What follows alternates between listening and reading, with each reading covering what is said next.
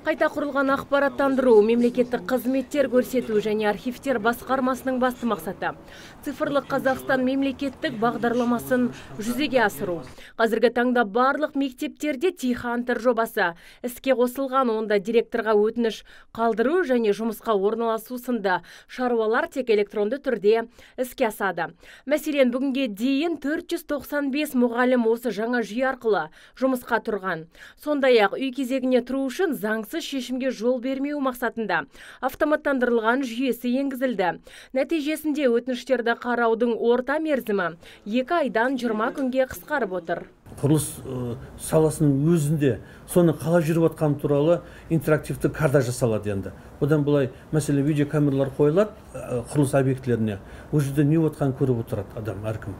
Жыл соңына дейін оңтүстікте цифрлық Қазақстан бағдарламасы аясында 20 пилоттық жоба іске асады.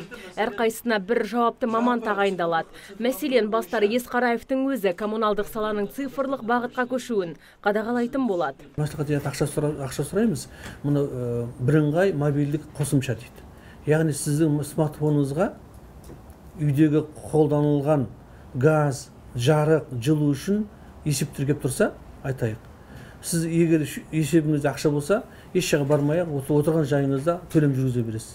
Ал басқарманың ақпараттандыру функциясын орындау үшін IT саласының мамандарына байқау жарияланды. Қазір бұл бағытта бір ғана адам жұмыс істейді. Алдағы уақытта аудандарда басқармаға қарасты бөлімшелер ашылады. Сондай-ақ ағымдағы жылы Түркістанда алғаш рет архив ғимараты пайдалануға беріледі.